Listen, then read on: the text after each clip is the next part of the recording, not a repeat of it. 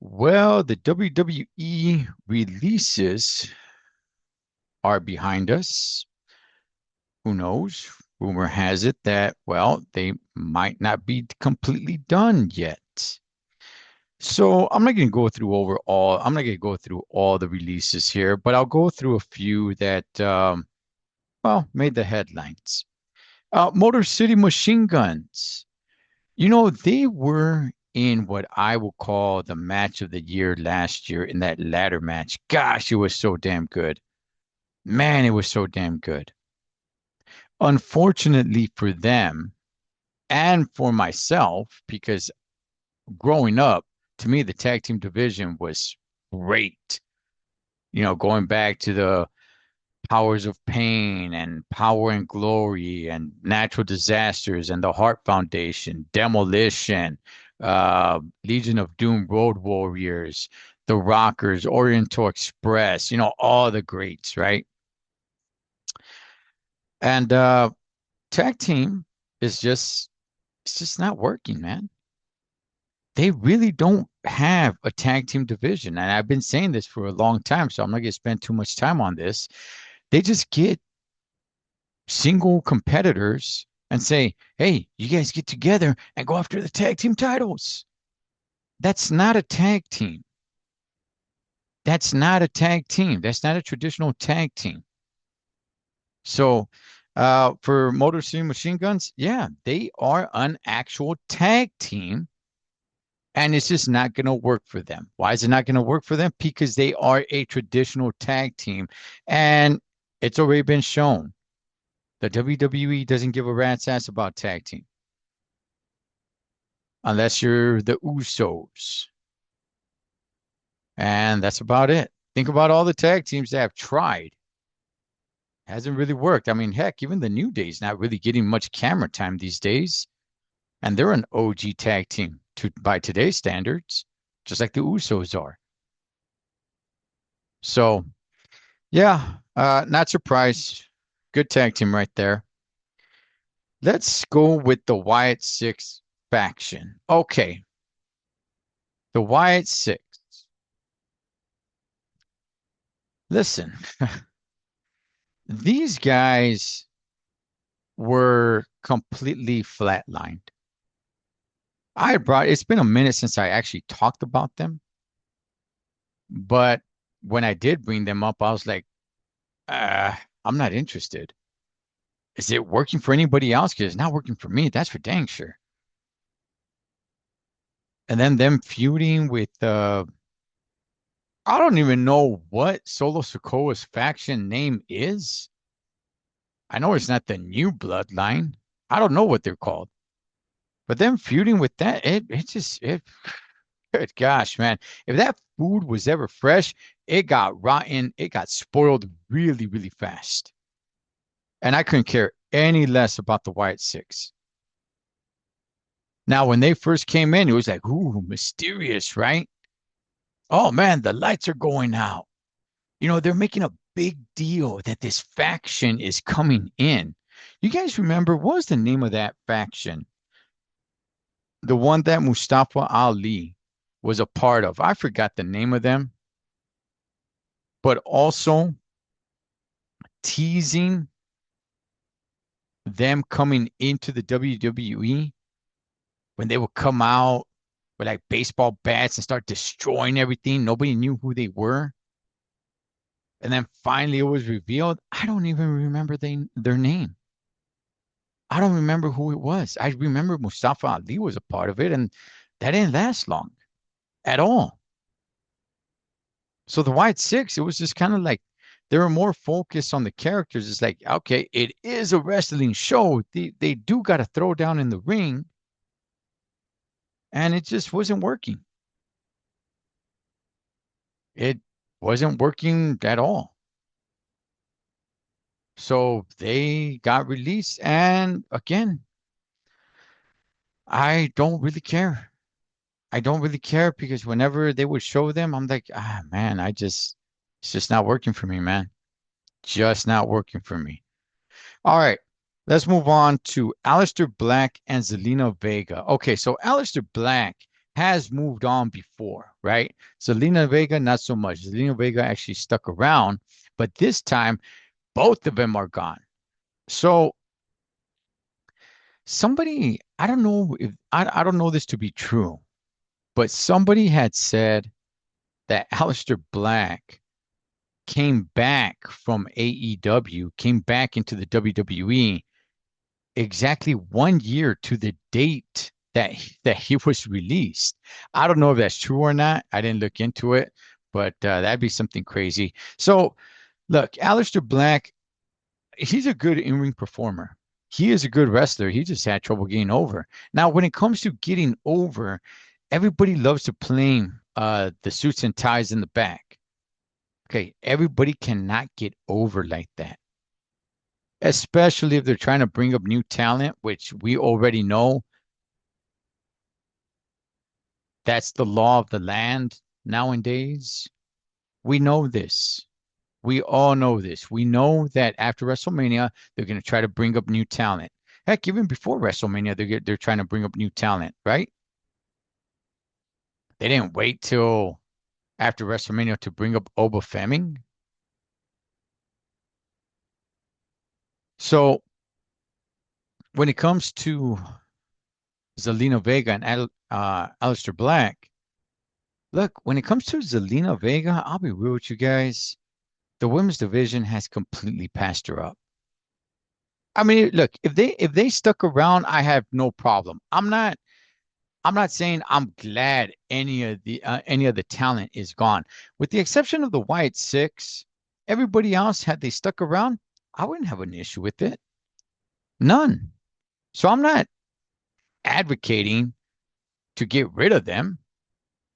The White Six to me just sucked. It sucked. But everybody else that got released, I'm like, am I that heartbroken about it? Well, we'll get to that. But I'm not saying like, hey, they should have gone a release.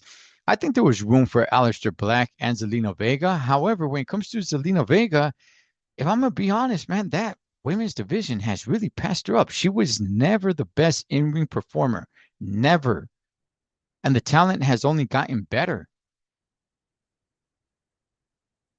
I mean, heck, you got girls that are struggling to keep up that were once considered great in-ring performers, like the Becky Lynches, like the Baileys. Heck, even like the Charlotte Flair. When she came in, it was like, whoa, we have never seen this before, at least on this level. I mean, now you got girls doing all kinds of crazy things. Awesome in-ring performers. And some of these girls that used to stand out, they're kind of getting drowned out now. And if we're gonna be honest, Zelina Vega, she was never the big thing. Her character, her mic skills, in-ring performance, she was never that great. As far as Aleister Black, I think they could have kept him around.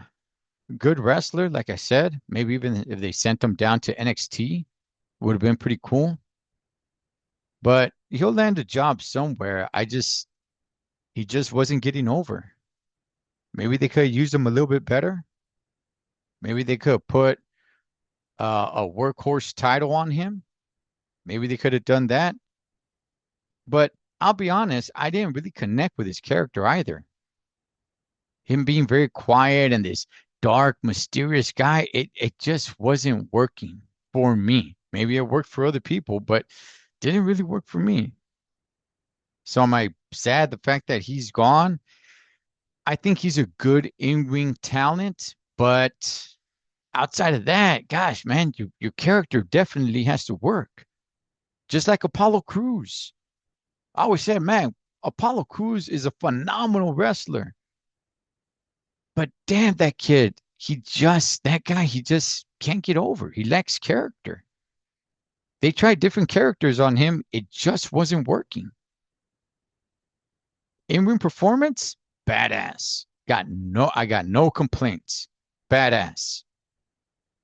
Mic skills and character development, and it just, no. So, uh, yeah, Aleister Black, Zelina Vega, both gone. Zelina, I could definitely see why.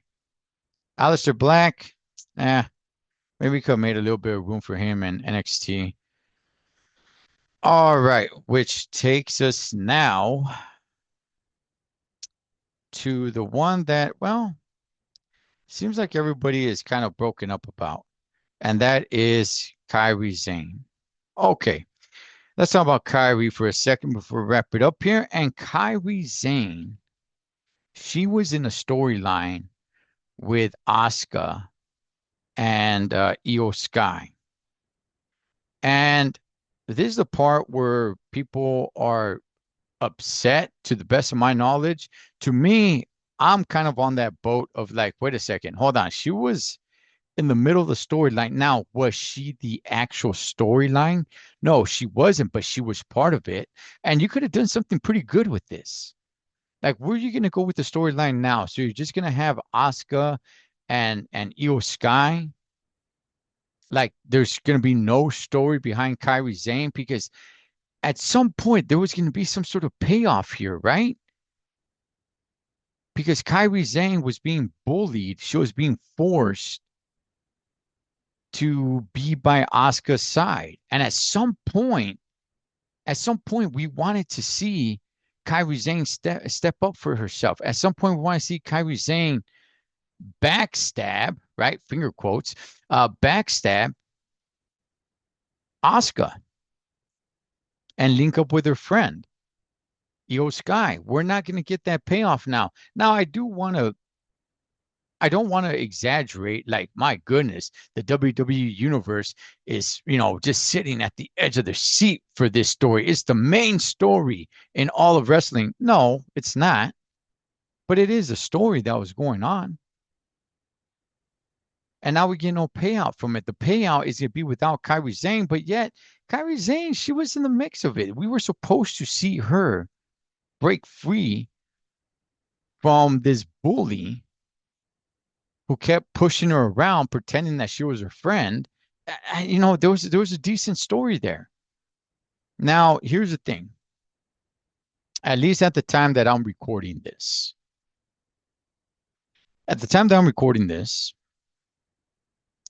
people were completely pissed off that they let her go. They started the whole "We want Kyrie" chants, right? The WWE had came out and said, or you know what? I'm not even really sure who said what, but apparently it was stated, and I don't know from whom, but it was stated that, hey, Kairi Sane wanted to go back to Japan, which which to me personally, I'm like, okay, could you guys have not kept her? Can you not have said, hey, listen, let's go ahead, let's finish this match, let's finish this little story here. Just give us 2 months.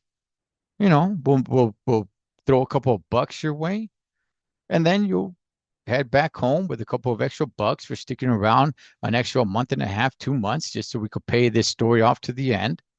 And there you go. Right? So, but it was stated that, okay, she wanted to go back to Japan. Now, who knows? Maybe she had some emergency, maybe she had some duties, maybe some family where she felt that she had to be there. I got no idea, but that's what was said. However, she came out and she put out a statement which has people tripping out, and it's tripping me out how it's tripping other people out, because now people are under the assumption that, oh, WWE or whoever put out that original statement about her wanting to go back to Japan, they're lying, because look what she said.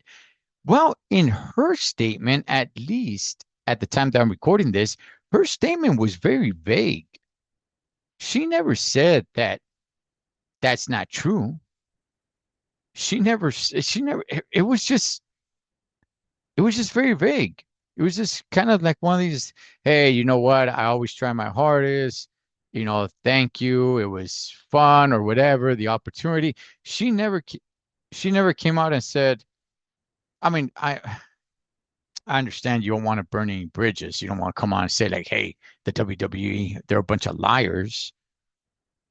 I get that part. But her statement was just like very, very openly vague. It was just kind of like, hey, thank you. I try really hard. And like, and because of that, people are tripping out like, WWE is lying. She didn't want to go back to Japan. They really did fire her. It wasn't under her own volition. Yet when I heard her statement, I'm like, well, wait a second. I didn't pick up on that. You can kind of somewhat read between the lines if you're going to do a little bit of reaching. If you need to like decipher the code, maybe you could kind of get a little something off of that. But I can't just, at the time of recording this video, that's all that's out.